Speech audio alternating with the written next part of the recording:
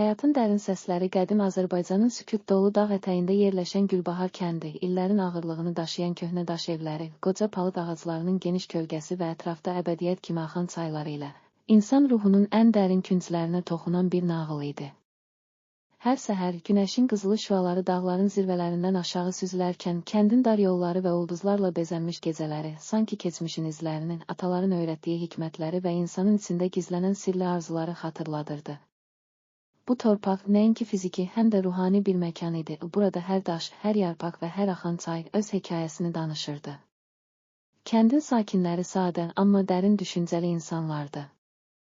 Onlardan biri də uşaq vaxtlarından bəri bu torpağa, ənənələrə və dərin mənəviyyata bağlı qalan Hüseyndi. Hüseyn, atası Rəsul bəyin yanında böyümüş, hər axşam ocağın qarşısında toplanan ailə üzvləri arasında keçmişin qəhrəman dastanlarını dinləyərək həyatın əsl mənasını öyrənmişdi. O, inanırdı ki, hər acı, hər kədər insanın qəlbində bir işıq yanır və bu işıq gələcəyin ümidinə çevrilir. Hüseynin gözlərində dərin düşüncələrin və sakit ümidin izi var idi. O, gündəlik işlərində, torpaq əməklərində və kəndin ən çətin anlarında belə sarsılmaz inamını heç vaxt itirmirdi. Bir bahar səhəri, Gülbahar kəndinin təravətli havası və çiçəklərlə bəzənmiş yolları altında Hüseyn öz təsərrüfatında işləyərkən, gözləri təsadüfən kəndin mərkəzində dolaşan incə və mehriban gənc bir qıza ilişdi. O, Leyla idi. Leylanın saçları günəşin ilk şüaları kimi parıldayır, gözlərində isə sanki ucsuz-bucaqsız mavi sirlər vardı. Onun hər hərəkəti, kəndin sərin küləkləri və axan çayın ritmi kimi ahəngdar idi. İlk dəfə gözləri üst-üstə gəldikdə, sanki dünya bir anlıq sustu, yalnız iki ürəyin nəğməsi, uzun illərin yığdığı arzular və unudulmuş xəyallar yenidən dirçələndi. O gündən etibarən Hüseyn və Leyla arasında yaranan əlaqə, kəndin sakit günlərində və gecələrinin ulduzlarla dolu sükutunda dərin izlər buraxdı. Gündəlik təsərrüfat işləri zamanı bir-birinə rast gəldilər, palıd ağaclarının kölgəsində və dar daş yollarda uzun söhbətlər etdilər. Hüseyn, Leylaya atası Rəsul bəyin ona öyrətdiyi hər acı, ürəyin dərinliyində yeni ümidlər doğurur sözlərini söyləyərək, həyatın çətinlikləri qarşısında güclü qalmağın, insanın öz içindəki işığı tapmağın vacibliyini izah edirdi. Leyla isə sakit və dərindən baxaraq, bizim hər birimiz bu torpağın, dağların və çayın sirlərini daşıyırıq. Hər kədər, hər sevinci həyatın əbədi romanının bir parçası kimi qəbul etməliyik, deyərək ürəyindəki səmimiyyəti və mərhəməti Hüseynə bəyan edirdi. Kəndin gündəlik həyatı, Tolstoyun romanlarında təsvir edilən kimi sadəlik və təbiətin ahəngində keçir, lakin həyat bəzən sərt sınavlarla üz-üzə qoyurdu. Bir gün payızın soyuq küləkləri ilə birlikdə dağlardan qəfilən sıx yağış və sürətli axan çaylar, Gülbahar kəndini böyük bir fəlakətlə sınağa çəkdi. Torpaqlar sürüşdü, köhnə daş evlər zədələndi və kəndin dar yolları çamur içində qaldı. İnsanlar təbiətin bu sərt üzü qarşısında nə edəcəyini bilmir, qəlblərində dərindən kədər və qorxu ilə bir araya gəlirdilər. Lakin atalarının öyrətdiyi kimi Hüseyn və digər kənd sakinləri birlikdə hər çətinliyin öhdəsindən gələcəyinə inanırdılar. Fəlakət zamanı Hüseyn əlindən gələni etməyə çalışdı. O, yaralanan qonşularına, zədələnmiş ev sahiblərinə yardım etmək üçün yorulmadan işlədi. Hər dəfə çayın kənarında oturub sakitcə düşünərkən, həyat böyük bir roman kimidir, hər səhifəsində acı ilə şirin, kədər ilə sevinc bir araya gəlir. Biz isə bu romanın hər bir səhifəsini sevgi və inamla yazmalıyıq, deyə özünü təsəlli edirdi.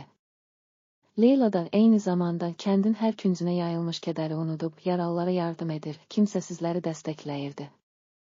Onun mərhəmətli ürəyi və dərin baxışları kəndin hər bir sakininin qəlbində ümidin və sevginin yenidən doğmasına səbəb olurdu. Fəlakətin keçdiyi günlərdən sonra Gülbahar kəndi yaşadıkları çətin anlardan dərs çıxararaq yenidən dirçəlməyə başladı.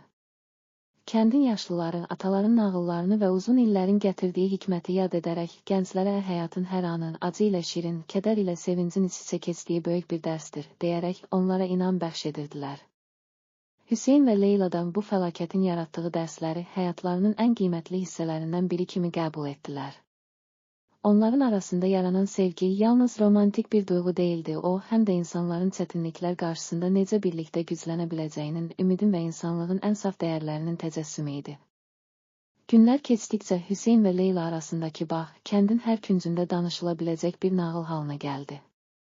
Hər səhər günəşin ucaldıqca insanlar o səmimi gülüşləri və dərin baxışları xatırlayır. Bu sevgi həyatın ən qaranlıq anlarında belə qəlblərdə parlayan ulduz kimidir, deyə danışırdılar.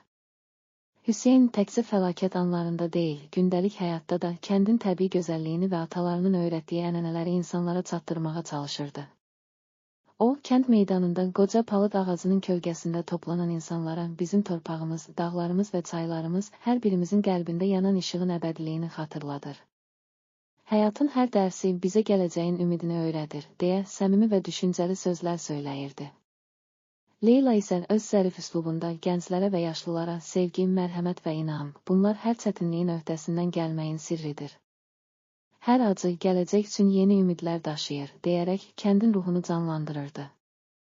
Onların arasında yaranan bu dərin əlaqə kənd sakinləri arasında da yayılaraq hər kəsin qəlbində yeni bir ilham mənbəyi oldu. Gülbaharın dar-daş yollarında addımlayan insanlar hər bir pəncərədən sızan isti işıq və xoşbəxt səskü ilə həyatın əbədi sirlərini və insanın içindəki dərin arzuları xatırlayırdılar. Bir neçə il sonra Gülbahar kəndində böyük bir mərasim təşkil olundu. Kəndin bütün sakinləri keçmişin acı dərslərini və gələcəyin ümid dolu arzularını bir araya gətirərək atalarının nağıllarını və hikmətini yad etdilər. O axşam ulduzlarla dolu səma altında Hüseyn və Leyla əl-ələ kəndin dar meydanında uzun müddət oturub, həyatın hər bir anını, sevinci, kədəri, uğurun və məğlubiyyətin dərin düşüncələrlə qiymətləndirdilər. Hüseyn sakit və möhkəm səs tonunda həyat böyük bir roman kimidir, hər səhifəsində dərs, hər sətirində ümid var.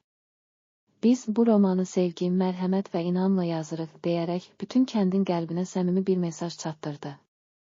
Leyla isə dərin gözyaşlarını və gülüşləri qarışdıraraq bizim sevgimiz hər zaman qaranlığın içində parlayan bir ulduz kimidir. Hər çətinlik içimizdəki işığı daha da gücləndirir və gələcəyə ümidlə baxmağı öyrədir, deyərək ürəyindəki eşqi və inamı hər kəsə bəyan etdi. Kəndin o gecəsi hər kəs öz həyat hekayəsini, keçmişin dərslərini və gələcəyin ümidini düşünərək qəlbində yeni ümidlər bəslədi. Hər daş, hər yarpaq və hər axan çay sanki Gülbaharın əbədi nağılını yenidən və yenidən yazırdı. Hüseyn və Leylanın hekayəsi yalnız iki gəncin romantik sevgi nağılı değildi, o, bütün kəndin, bütün Azərbaycanın və hətta insanlığın dərin hisslərini, qəlblərdə yanan eşqin və ümidin simvoluna çevrildi. İnsanlar o gecə ulduzların parlaqlığı altında, hər çətinliyin ardında gizlənən dərin məna və həyatın hər anında doğan yeni ümidin qiymətini anladılar. Beləcə, Həyatın Dərin Səsləri adlı bu dastan Gülbahar kəndinin hər bir sakininin qəlbindən nəsillər boyu danışılacaq və ürəklərdə əbədi iz buraxacaq bir nağıl kimi yaşadı. Ataların hikməti, təbiətin gözəlliyi və insanın içindəki dərin işıq gələcək nəsillərə sevgi, mərhəmət və sarsılmaz inamın simvolu olaraq ötürüldü.